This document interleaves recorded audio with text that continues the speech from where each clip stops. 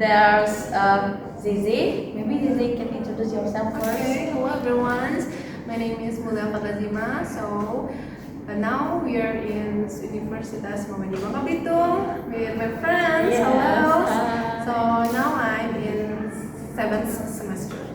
Yes. So Zizi will accompany me to.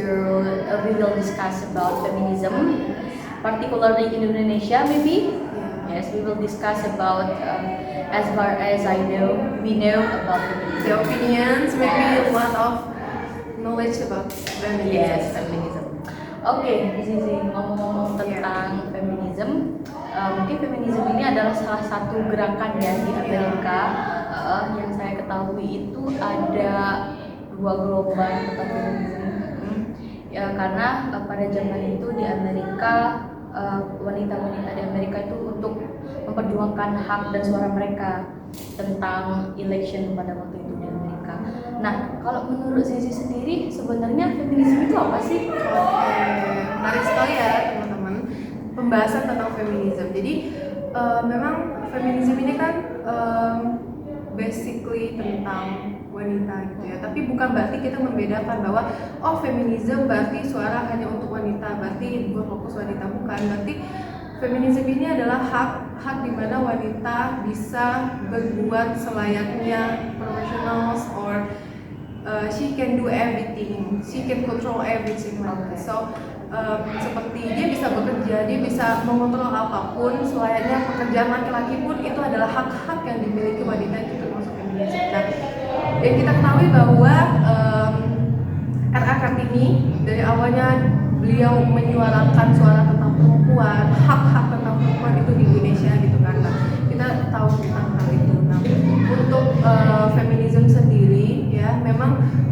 sekarang nih bukan nggak kayak dulu lagi ya, bahwa membeda-bedakan wanita tuh hanya di rumah loh, wanita tuh hanya berfokus ngurus anak aja loh, wanita tuh kalau sudah menjadi istri tuh fokus untuk melayani suami aja loh. Itu kan memang sudah lampau sekali ya, pemikiran seperti itu tuh sudah kalau bisa jangan lagi gitu. Dan dimana memang feminisme ini adalah suara atau hak wanita yang memang harus dimiliki wanita itu sendiri. Profesional atau independent woman itu tuh sendiri yang harus dimiliki oleh jiwa wanita gitu. Jadi sekarang sudah banyak banget memang pemimpin-pemimpin ya, leader segala macam gitu kan, yang memang dikontrol oleh dan dimiliki jiwanya oleh wanita gitu. Berarti ibaratnya Zizi bisa menyimpulkan bahwa feminisme itu sebenarnya bukan hanya membicarakan tentang wanita itu sendiri, ya, betul. Tetapi tentang bagaimana wanita untuk express their right, maybe expression to express their right in public, maybe mungkin mungkin dalam feminisme juga kita menyinggung sedikit tentang gender equality mungkin ya Zizi ya. Karena feminisme itu sendiri karena perempuan itu ingin memperjuangkan hak-haknya agar setara dengan laki-laki. Memang harus seperti itu, dimana tidak ada perbedaan lagi, karena ada hak itu wanita tidak ada perbedaan lagi bahwa harus dibeda-bedakan, ini pekerjaan wanita, ini pekerjaan laki-laki, tidak ada seperti itu lagi, karena kualitas yang memang harus yang dimiliki wanita itu tuh memang bahkan melampaui daya pikir laki-laki seperti itu, bisa melampaui seperti itu. Jadi tidak ada perbedaan lagi, tidak ada lagi kalau kualitas wanita tuh ada seperti ini, itu tuh benar-benar lama banget. Bahkan aktor India ya yang namanya Anushka Sharma, boleh di search di Google gitu kan. Nah, ini adalah aktor terkenal di India, dia memang punya hak. Nah, hak dia adalah dia mempunyai kualitas diri untuk menjadi seorang aktor sebelum dia menikah kan. Nah, setelah dia menikah, dia mempunyai komitmen atau prinsip, setelah saya menikah saya tidak mau bekerja, saya mau mengurus anak karena saya sudah punya, mungkin dia punya pegangan untuk dia sendiri, jadi dia memang berfokus untuk di rumah, untuk anaknya, untuk suaminya. Selepas itu mungkin saya akan pikirkan setelah ini dengan suami saya. Nah, itu adalah hak yang memang mungkin dimiliki oleh aktor tersebut. Nah, jadi bukan berarti hanya bekerja, bukan hanya kualitas seperti saja, tapi memang pendirian atau prinsip yang dimiliki sedari awal oleh wanita gitu. Jadi memang dia bertanggung jawab, dia mempunyai prinsip yang kuat atas apapun yang dia pilih gitu. Maupun dia memang adalah tokoh terkenal gitu gitu ya. Nah jadi dia mungkin sudah mempersiapkan itu dan dia mempunyai tekad untuk seperti itu. Oh saya mempunyai hak setelah saya menikah dan saya memang setelah saya punya anak saya mau fokus dengan anak saya. Nah itu hak dia, tidak masalah karena itu dia kontrol diri dia bertanggung jawab atas diri dia sendiri begitu. Ada lagi mungkin wanita yang memang saya nanti setelah nikah saya tidak mau diurus suami saya bisa gitu kan, itu kan banyak sekali ya yang kayak gitu. Jadi nggak masalah di mana hak itu bisa ditanggungjawabkan, di mana hak itu memang berkualitas untuk diri wanita itu sendiri, itu bagus banget gitu. Jadi di mana itu tuh bisa menyuarakan diri dia, ekspresi dia dengan baik, itu adalah kualitas yang sempurna yang dimiliki wanita. Berarti saya juga dapat menyimpulkan dengan apa yang telah dibicarakan oleh Zizi, berarti wanita itu bukan hanya demi untuk memperjuangkan hak mereka, tetapi sebagai wanita kita juga harus tahu bahwa harfiah atau kualitas diri kita kan, bahwa walaupun kita mati-matian untuk memperjuangkan hak kita, ibaratnya kalau ingin setara lah antara wanita sama laki-laki, tapi bukan berarti kita sendiri, mungkin kita membicarakan dalam Islam mungkin kan, kalau wanita juga jangan sampai melupakan kodratnya kayak gitu kan. Itu balik lagi ke pendirian wanitanya sendiri. Okay, let's move on to another topic. Maybe I'm curious about how the development feminism in Indonesia. Maybe so you can share a little bit about that. Perkembangan ya feminisme di Indonesia ini benar-benar sudah sangat berkualitas ya, dimana Maudy Ayunda, Bila Kekonsina itu banyak sekali, termasuk yang salah satu yang favorit saya, walaupun memang beliau adalah ibu rumah tangga tapi bisnis woman banget. Saya suka banget Nagita Slavina. Iya benar. Walaupun memang kayak banyak sekali perbedaan gitu ya. Siapa sih Luna Maya? Ya, Luna Maya yang benar-benar yang sekolah gitu ya. Siapa yang aksen bahasa Inggris? Cinta Laura itu memang wanita yang sering di-up sekolah ke luar negeri. Itu memang bagaimana dia memperjuangkan pendidikannya, Maudy Ayunda dan Prilly Latuconsina gitu kan. Dan kita sampai ini juga seperti itu. Jadi kayak keren banget wanita-wanita di Indonesia, bagaimana mereka itu kita lihat tidak ada lagi tertahan gitu. Biasa kan pemikiran atau segala sesuatu tindak laku memang sudah disuarakan wanita-wanita di Indonesia tuh keren-keren dan hebat-hebat sekali. Mereka membuktikan, mereka bisa memberikan contoh, mereka berperilaku dan setelah itu mereka menunjukkan gitu, memang saya berkualitas, saya bisa melakukan segala hal yang saya mampu gitu. Jadi contohnya itu Nagita Slavina tersebut keren sekali bisnis woman. Dia bisa mengontrol segala hal, dia bisa bekerja, ibu rumah tangga, jadi istri yang baik gitu. Jadi dari hal-hal tokoh-tokoh publik seperti itu tuh kita sudah bisa melihat bahwa di Indonesia kita bisa melihat wanita bisa melakukan atau mengontrol dan bisa menjadi pemimpin yang baik seperti itu. Ya berarti dapat kita petik kalau dari Nagita Slavina, walaupun seperti kita lihat ya suaminya si Raffi Ahmad itu punya usaha yang besar banget kan, walaupun kayak gitu tapi Nagita juga sebagai istri, sebagai perempuan masih berani atau enggak ketergantungan sama suaminya kayak gitu ya. Dengan tokoh publik yang biasanya kita ketahui bahwa tokoh publik itu akan menjadi contoh bagi penonton atau bagi yang melihat begitu ya. Jadi kita melihat bahwa memang di sini tidak ada lagi keterbatasan atau tidak ada lagi larangan-larangan, bahwa wanita itu memang bisa menguasai segala hal bidang seperti itu. Kita bisa melihat sendiri seperti itu, bahwa di Indonesia memang dulu mungkin ada keterbatasan atau bahwa laki-laki itu yang seperti ini, patriarki lah gitu ya, laki-laki yang harus mengontrol, laki-laki yang harus mempunyai kekuasaan. Nah dulu kan ada nih feminisme dulu di Jakarta gitu kan, masih sering bersuara seperti itu. Nah sekarang alhamdulillah sampai tahun sekarang benar-benar terlihat bahwa wanita-wanita, karena kita ketahui di zaman sosial media yang sangat pesat seperti ini, kita bisa melihat bagaimana rutinitas, bagaimana pola berpikir mereka dalam melakukan segala hal, dalam mewujudkan cita-cita mereka even membuat bisnis, mereka mengontrol diri mereka begitu kan. Jadi hal-hal tersebut bisa menjadikan contoh dan bisa menjadikan gambaran yang baik bagi perempuan di Indonesia sendiri. Berarti kalau perkembangan feminisme dalam Indonesia juga udah lumayan maju ya. Oke, mungkin the last question. Saya ngambil kasus lah ibaratnya kalau di daily activity, mungkin di kehidupan sehari-hari mungkin banyak, mungkin ada beberapa teman ataupun orang ibaratnya di some cases mereka masih ketergantungan dengan laki-laki. Misalkan contohnya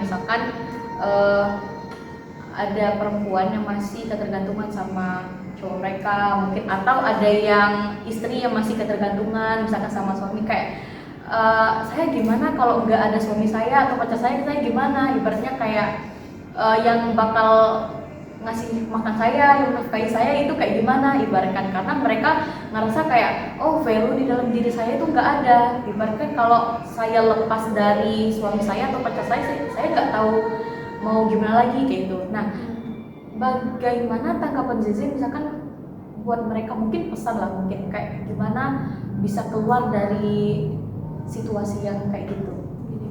Oke, ini banyak sekali ya yang terjadi. Ibarat di lingkungan kita masih sering hal-hal tersebut yang memang itu tuh di luar kontrol kita sebenarnya. Cuman kadang kita ikut prihatin karena hal tersebut akan mempengaruhi entah anaknya, entah keluarganya gitu kan, akan tidak memberikan, bisa kemungkinan besar lah memberikan hal yang berdampak negatif kepada keluarga atau anaknya. Jadi itulah yang tadi pentingnya adalah contoh tokoh publik atau yang memang mereka bisa berkreativitas dan berpendidikan, gitu. Memberi impact positif ya. Jadi itulah pentingnya tadi pendidikan, itulah pentingnya kepercayaan diri yang kuat, independen tadi, dimana yang awalnya memang itu semua berasal dari diri kita ya, berasal dari diri kita, bagaimana cara kita memilah-milah gitu apa yang sedang kita hadapi. Nah, untuk terutamanya kita sedang berpendidikan terutama ya, alhamdulillahnya kita yang merasa betul, yang merasa sedang berpendidikan, fokuslah ke pendidikan karena ilmu itu sangat penting, maupun ilmu agama, ilmu pendidikan, segala hal tentang knowledge yang bisa kita raih itu sangat penting dan berpengaruh kepada pemikiran kita, terutama wanita. Kembali lagi feminisme, terutama wanita seperti itu. Jadi bagaimana ilmu itu bisa kita serapi di kehidupan kita, bagaimana hal itu tuh bisa kita praktekkan, nah itu tuh akan mempengaruhi gitu. Yang pertama ya, pendidikan, ilmu dan lingkungan itu sangat berpengaruh ke kehidupan kita dan pikiran kita. Jika kita bisa memilih pendidikan yang baik, kita akan mendapatkan ilmu yang baik. Jika kita sudah mendapatkan ilmu yang baik, kita akan mendapatkan lingkungan yang baik juga. Jadi dengan seiringnya waktu, lingkungan, ilmu, pendidikan itu akan berpengaruh dengan pola pikir kita gitu. Dan kita tidak membahas yang sudah terjadi ya, karena mungkin itu di luar kewenangan kita gitu. Jadi bagaimana awal mula kita membuat diri kita bisa berusaha untuk menjadi wanita yang positif vibes, yang memang baik untuk sekeliling kita. Walaupun kita sudah misalnya di umur sekarang mungkin punya pasangan, berusaha untuk punya prinsip, berusaha untuk punya komitmen yang baik untuk diri kita sendiri dulu. Jangan kayak misalnya tantrum, kayak misalnya ditinggal cowoknya sedikit tantrum, kayak aduh kemana nih gak ada kabar. Berusaha untuk tidak menjadi, saya pernah dengar salah satu tokoh wanita, saya lupa namanya, pokoknya ada salah satu dia terkenal, dia penulis juga wanita. Janganlah jadi wanita yang tantrum, janganlah untuk jadi wanita yang tantrum ketika dihadapi dengan permasalahan pasangan gitu. Jadi sibukkanlah diri kita dengan hal yang baik, sibukkanlah diri kita dengan sesuatu yang positif. Itu tuh akan mengubah mindset kita bahwa mungkin ada waktunya memang pasangan kita sibuk, ada waktunya mungkin suami kita ada kerjaan gitu kan. Suatu saat nanti juga tidak selamanya semua itu tuh selalu bareng gitu kan. Kita kalau kita punya kesibukan juga itu akan mengubah pemikiran kita, bagaimana kita itu akan bahagia selalu gitu kan. Jadi kalau kita mempunyai positive vibes yang baik di kehidupan kita akan mengontrol pikiran kita dengan baik gitu kan. Jadi dengan keluarga kita, dengan anak kita itu juga bakal ikut terpositifkan gitu. Pernah saya dengar bahwa kalau ibu bahagia, kalau istri bahagia, suami dan anak juga akan ikut bahagia. Itu tuh adalah kuncinya gitu loh. Jadi bagaimana, karena ibu mungkin sering di rumah ya, karena kita belum jadi ibu nih karena baru mendengar kan, karena mungkin ya ibu sering di rumah gitu kan. Jadi bagaimana ibu tuh membawa wajah yang gembira, wajah yang senang gitu kan, rumah yang nyaman, masakannya lezat, walaupun masakan sederhana masakan lezat itu kan membawa positif, hal positif yang baik untuk anak atau suami. Jadi hal-hal seperti itu harus benar-benar diterapi dari pendidikan yang kita raih, ilmu yang kita dapat, dan lingkungan yang kita pilih. Nah, lingkungan yang kita pilih gitu. Jadi kalau misalnya sekarang bagaimana sih gitu orang yang masih